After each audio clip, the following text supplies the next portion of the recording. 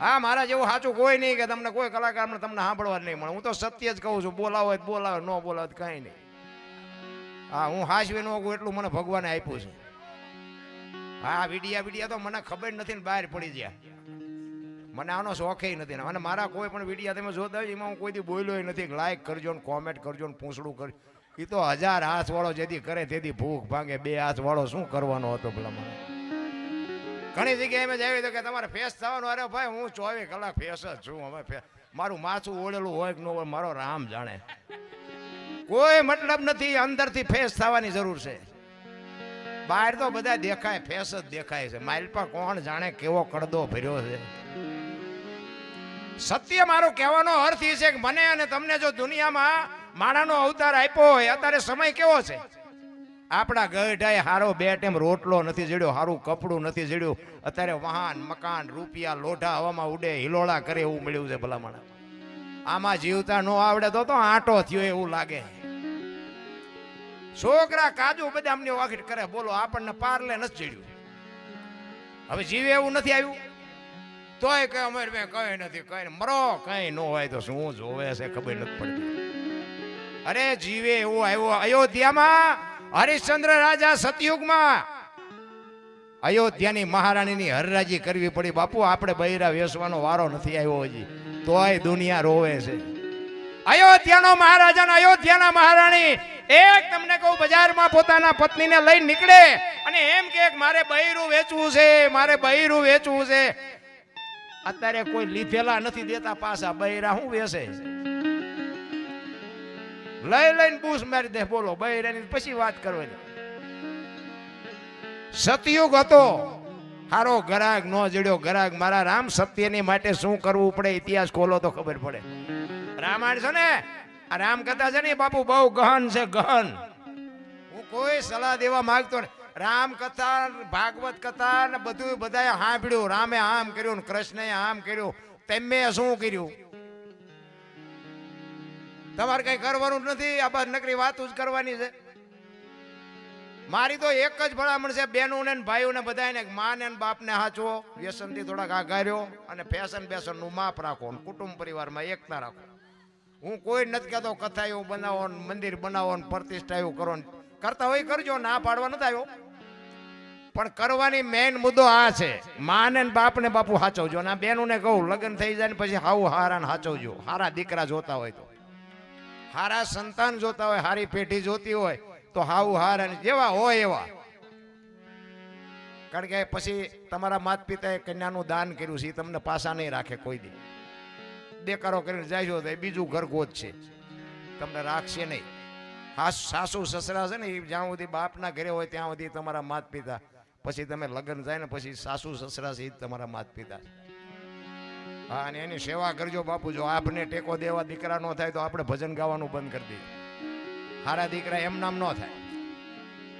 ભગવાન એકાદો હારો દે, ભગવાન એકાદો ગોદામ છે એમાં કાઢી કાઢીને દઈ દે. એની માટે તો વાવણી કરવી પડે. અરે હું તો આ જગતજનની દીકરીઓને કહું, ઉદરમાં સંતાનનો વિકાસ થતો હોય અને જન્મ થયા પહેલા રામાયણ ને ગીતાના 5-5 પાના વાંચજો. જો આપને ટેકો દેવું સંતાન નો થાય તો આપણા ભજન નો કહેવાય. રામ હારા દીકરા તો થાય. વહુ હારો ભેગા પાણી પૂર્યું જો હતા હોય ત્યાં પરજા જેવી થાય. હે વાળ કપાવે બેનું. બોલો, હું તો ક્યાંક ક્યાંક જોઈને તો આપણે એમ થાય કે અલ્લાહ તોબા છે.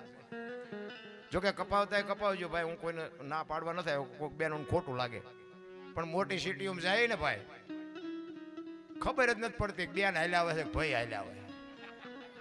બોલો, બેને કપાવી નાખેલા વાળ હોય ને ભાઈ આવડા રાખ્યો હોય. આપણે એમ થાય કે આ બેન છે, બોલાવ્યું ત્યાં ખબર પડે કે આ તો ભાઈ હતો. અરે સંસ્કૃતિની પથારી ફેરવી નાખી તમે જુઓ તો. શું આપણી સંસ્કૃતિ હતી, શું આપણી મર્યાદા હતી બાપુ. પણ હવે આમાં કોને કહેવું? તમે જુઓ તો પેલા ભેંસું ઊભી ઊભી ખાતી હતી, માણા બેઠા બેઠા ખાતા હતા. અત્યારે ભેંસું બેઠી બેઠી ખાય. માણા ડીશું લઈને રગડે, ભજીયું નાખજે, થોડીક દાળ નાખજે, થોડાક ભાત નાખજે. ભિખારી જેવી જિંદગી કરી નાખી. આ સંસ્કૃતિ છે આપણી. 2 કિલો ચોખ્ખું ઘી નથી ખપતું. રાયડું પાડે ને ચોખ્ખું ઘી 2 કિલો નથી ખપતું. દારૂ બાવળિયામાં વેકે તો 2 લીટરના પીપડા ખપી જાય. બહુ વિચારવા જેવું છે. ગાયું રોડમાં જ રખડે, કૂતરા બંગલામાં છે. બોલો, સોપડા ફૂટપાથ ઉપર વેકાય છે અને જોડા શોરૂમમાં છે. તોય આપણે એમ કે ભારત કા વિકાસ ને મેરા ભારત મહાન, ખટારાના ઠાઠે લખે ભારત મહાન નો થાય. બોલા, સંસ્કૃતિ પતાવી દીધી આપણી. આમ નામ આ વાહન બનાવ્યા ને, વાહન એ માણા હાટું બનાવ્યા હતા કે ટાંટિયા નો તોડવા પડે. અત્યારે ભેંસું વાહનમાં જાય છે, માણા હવે 4 વાગે જાગીને મોટા મોટા સડા ફેરી રોડમાં હાલ્યા જતા હોય. હાલ્યા આપણે એમ થાય તમારા હાટું વાહન બનાવ્યા હતા, હજી હાલ્યા જ કરો છો. અરે હું તો એમ કહું કે, અને હું મારી વાત તમને કહું, હું તો એક ખટારો ડ્રાઈવર હતો. આ તમારા ગામના રોડ જ મેં ઘસ્યા છે. અહીંથી 25 વખત નીકળ્યો, કોઈએ ન કીધું દરબાર અડધી ચા પીતા જાવ. અત્યારે કે બાપુ બહુ મજા આવે, બાપુ બહુ મજા આવે. આ ભજનનો પ્રતાપ છે. હનુમાનજી મહારાજ બાપુ, હું તો આમ તમને ત્યાં સુધીની વાત કરું, તમને બીજું કાંઈ ન આવડે એક હનુમાન ચાલીસાનો પાઠ કરજો બાપુ રોજ. કોઈ દી તમારે મોડો દી નહીં. આપણા શાસ્ત્રોની, આપણા મહાપુરુષોની આપણી જે ગાથાઓ છે ને બાપુ, એની તાકાતની તમને ખુદને ખબર પડે. હું કહું તમે કરો એમ નહીં, તમે અનુભવ કરી જોવો. આખી મોટે ન આવડતી 10 રૂપિયાની ચોપડી મળે છે હનુમાન ચાલીસાની. તમે રોજ હનુમાનજીનો પાઠ કરો, તમારા જીવનમાં કોઈ દી તમારે તકલીફ ન આવી, ગેરંટી. હનુમાનજી મહારાજ, રામદેવજી બાપા અને મેલડીમાં 3 દેવ એવા છે ને, સવારે નાળિયેર માનો ને બપોર ભડાકો થાય. હા, એમાં તમારે કાંઈ ઘટે નહીં. અને આખા પાછા થાવ તો આયના પસાડે દે હો. હા, તમને એમ કે ના ના આપણું બહુ કામ કરે છે તો આપણે આમ ને આપણે આમ ના, એવું નથી પાછું. એટલે આજનું માં ભગવતીનું હરણ કરીને રાવણ નીકળ્યો ને ભાઈ. હમણાં રવજીભાઈ વાત કરતા હતા ને, સાધુનો વેશ કરીને આવ્યો. અને અત્યારે આપણે બધા સાધુનો હજી વિશ્વાસ કરીએ છીએ. પછી ભલે કુંડાળે સડી જાય, પણ તોય આપણે એમ થાય બાપુ છે.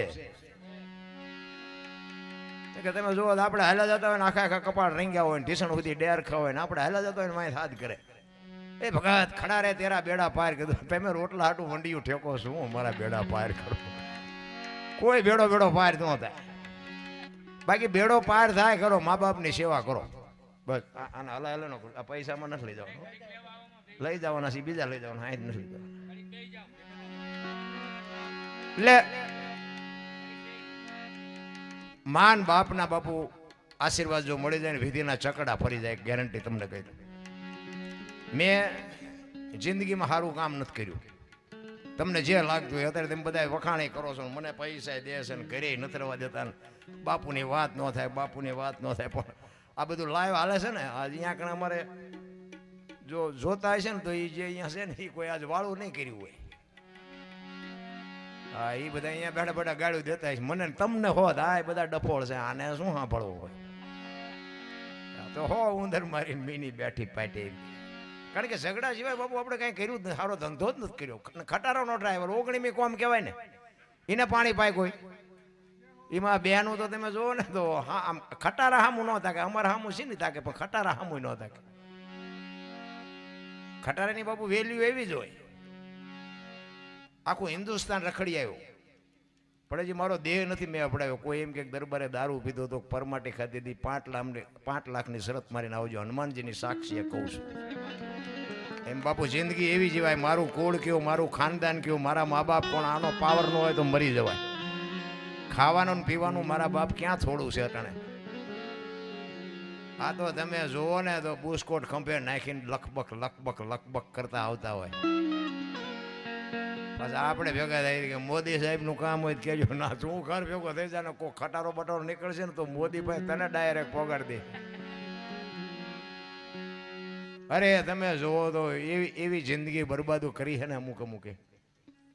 પછી હારા માવતરની દીકરી હોય શું કરે, આપઘાત કરે. આના કરતા મરી જવાય ને એમ કે. પછી છોડીને આવડે નહીં, સાનકી છોકરા રહે નહીં, સાના હાથ વચ્ચે ઘર ભાંગે, પછી ખપ પડે ગટી માના. પછી માયુને રોટલા આપે ત્યાં સુધી તો કે નહીં આપણા જેવું કોઈ છે જ નહીં. કહેવાનો મારો મિનિંગ બાપુ, મેં ઝઘડા સિવાય કાંઈ કર્યું નથી. બાજવાનું, મારવાનું, કૂટવાનું. નકરા માર્યા છે એવું નથી, આપણે મારે ધરીને ખાતો છે. હા, અહીંયા કોકને મારવી થોડા અમને મૂકે. હા, મારે ખાવા અને ખબર તો જ પડે ને કે બજારાને તે દિવલાને માર્યો તેને કેટલું વાગ્યું હોય છે. મને અત્યારે એટલું વાગ્યું. અનુભવ તો થવા જ જોઈએ જીવનના. પણ જીવન મને એમ થાય કે બાપુ અત્યારે જીવવા જેવું મળ્યું છે. આપણા મા બાપે બાપુ થીગડા ઉપર થીગડા મારીને કપડાં પહેરીને જિંદગીઓ કાઢી છે. રહેવાના ઘરના ઠેકાણા ન હોય, ખાવાના ઠેકાણા ન હોય, તોય કોઈ મા બાપે એમ ન કીધું, દીકરાઓએ એમ ન કીધું કે મારા મા બાપને મારા આશ્રમમાં મૂકવા જવું છે. અત્યારે બાપુ બંગલા ઉપર તમે જો આ અત્યારે જે મકાન છે એવા મકાન તેથી ભાડ્યા હતા કોઈ. વરસાદ થાય તો આખા ઘરના બકડીયા લઈને રખડતા હોય, દંતુડિયું થતી હોય એટલે હું ઉચારે. ઈમાં આપણને મોટા કર્યા છે. અને બધાને તો અત્યારે બધા પાસે છે, બાકી જાજો ભાગ બાપુ છે ને કોકની મજૂરીઓ કરીને જ ગાડા હાંકતા હતા. બાપ કોકના ભેગો હાથી હોય, માં કોકના ઘરના કામ કરતી હોય, કોઈના દળના દળતી હોય ને એમાંથી બાપુ આ સંતાનનો ઉછેર કર્યો હોય, ભૂખ્યા રહીને ભેગું કરીને છોકરાને ભણાવ્યા હોય. સારી જગ્યાએ લગ્ન કરશું, અમારો છોકરો કાલ મોટો થાય ને અમારી કંઈક સેવા કરશે. અને એ બાપુ દીકરા જો અરીસામાં જોઈને પટિયા પાડતા પાડતા કે વહુ અમુક કોઈ બોલતા નહીં, ત્યાં બાપુ અરમાન ભાંગીને ભૂકો ન થઈ જાય મા બાપને. છોકરા પાસે એમ કે તમને ન ખબર પડે, સાના માના બેહો, ખબર નહોતી એટલે તો 100 વીઘા રાખી હતી, તું 10 વીઘાના ઉલાળિયા મીડ્યો કરવા. બધી ખબર હતી ને કે મેં જલસો કર્યો હતો બેટા, ટિફિન લઈને તું કારખાનો સડી ગયો હતો. મને એમ કે મારા છોકરાને કોકની ગુલામી ન કરવી પડે, મારા છોકરાને સ્વતંત્ર જીવન જીવવા માટે બાપુ આપણા મા બાપે તો દેહના કોથળા કરી નાખ્યા. અરે હું તો એમ કહું બાપુ, તમે દુનિયામાં લાખો કરોડો રૂપિયાના દાન કરો ને મા બાપને દુખી કરો ને જો ક્યાંય તમારું ચોપડે ચડે તો તમારો ગુલામ થઈ જાવ, કોઈ દી બને જ નહીં રામ. બાકી આખી દુનિયામાં બધા લાવો લાવો જ કરે છે, કોઈ લઈ જાવ એમ કહેતું જ નથી. માના ને બાપના એક જ અરમાન એવા છે કે મારો દીકરો સુખી થાય, મારા દીકરાનું ગાડું બરોબર હાલે, મારા દીકરાનો વ્યવહાર બરોબર હાલે. આવી જો અંતરથી કોઈ ચિંતા કરતું હોય ને તો તમારી જનેતા. બાકી હગો ભાઈ રાજી નથી કે આ મરી જાય તો મને બધું મળે. બે ભાઈ હોય ને તો બાપુ આ રામાયણ છે ને, રામચંદ્ર પરમાત્મા જેથી વનમાં ગયા ને તેથી લક્ષ્મણને રામ કે છે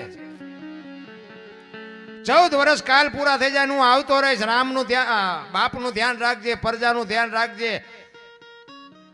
અને લક્ષ્મણ મોટાભાઈને કહે છે, મોટાભાઈ મર્યાદાનો ભંગ થતો હોય તો મને માફ કરજો, પણ તમે મારા બાપ છો ને સીતા મારી માં છે, મારા મા બાપ વનમાં જતો હોય તો અયોધ્યાનું રાજ જેને જોઈને મુબારક માન નથી જોતું.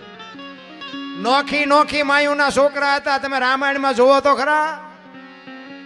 નોખી નોખી માયુના છોકરા, અયોધ્યાની ગાદીનો કોઈ ધણી નહોતો. રામચંદ્ર પરમાત્મા વનમાં ગયા, લક્ષ્મણ કે મારે નથી જોતી, ભરત કે મારે નથી જોતી, શત્રુઘ્ન તો બાપુ બોલ્યો જ નથી આખી રામાયણમાં. શું રામાયણ ના બાપુ અદ્ભુત રામાયણ બનાવી છે, પણ હવે આપણને સાંટો નથી પડતો, શું કરવું. રામચંદ્ર પરમાત્મા લક્ષ્મણને કહે છે, હું તારેથી મોટો છું અને મોટા ભાઈની આજ્ઞાનું પાલન કરવું પડે, તારી ફરજ છે. હું તને કહું તારે રોકાવું પડે. લક્ષ્મણ અંદરથી ભાંગી ગયો ભાઈ કે આ મારા મોટા ભાઈ મને શું માનતા છે કે હું અયોધ્યાનો રાજ ભોગવું અને તમે વનમાં ગમે ત્યાં રખડો એમ. જોધાર આંસુએ બાપુ રામની પાસે લક્ષ્મણ રડતા રડતા કહે છે, મોટા ભાઈ તમે અહીંથી વનમાં હાલતા જાઓ ને, અયોધ્યાની વસ્તી તમને વળાવવા આવશે, એમાં હું ભેગો ભેગો આવીશ, એમાં તો તમે ના નહીં પાડો ને.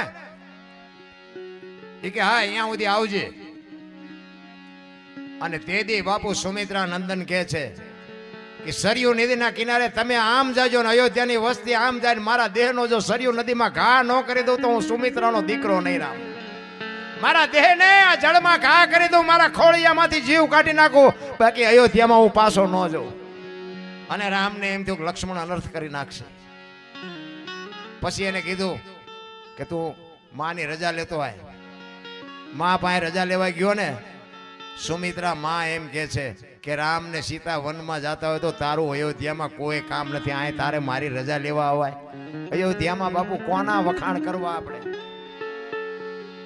એવી ગાદી દશરથ તારા દરબાર ઇન્દ્ર જેની આશા કરે, તેથી ભાઈઓ વિનાનું બેકાર કડવું લાગે કાગડા. અયોધ્યાની ગાદી બાકસના ખોખા ઘોડે રખડતી હતી, કોઈ ધડી નહોતો.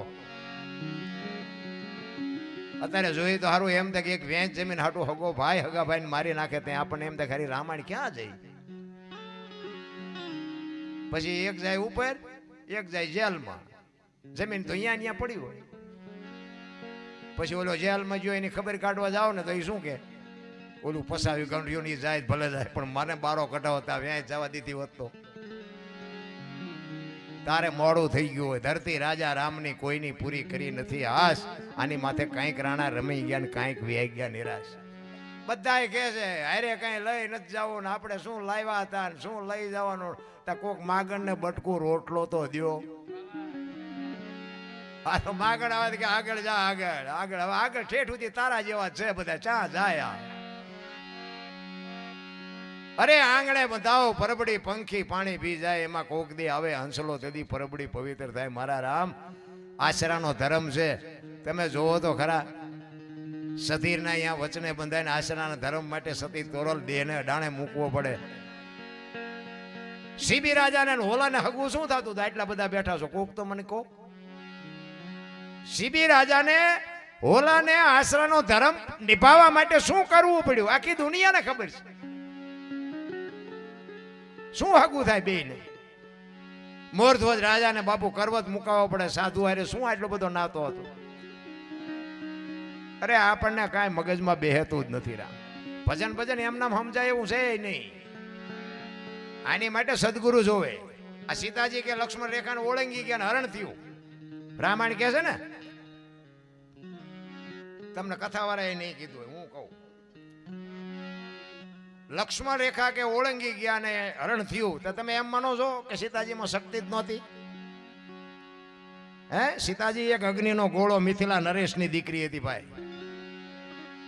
એની દ્રષ્ટિ રાવણ ઉપર પડે ને તો રાવણની બાપુ રાખ નો આ દુનિયામાં પડે. ઈ માં ભગવતી દેવી શક્તિ હતી.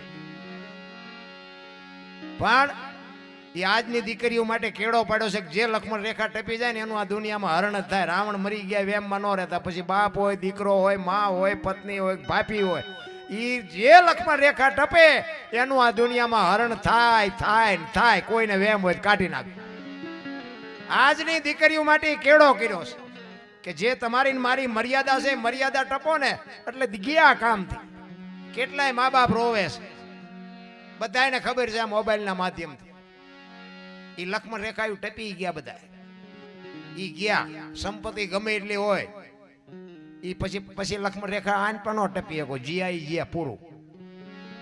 રામચંદ્ર પરમાત્મા કે હોનાના હરણને મારવા ગયા. હોનાના હણિયા હોય તમને કેમ લાગે? અને કોઈ પાડ્યું હોય તો કહો. અત્યારે હોનાનું હણિયું આવ્યું તો આપણે ન માની. તો રામને નહીં ખબર પડી હોય કે હોનાનું હરણ ન હોય. પણ રામાયણ એમ કે છે કે જે મોહની વાંહે દોડે ને એટલે વાંહે ઘરમાં પતન જ થાય. રામચંદ્ર પરમાત્મા હરણની વાંહે ન ગયા હોત તો બાપુ સીતાજીનું હરણ ન થાય.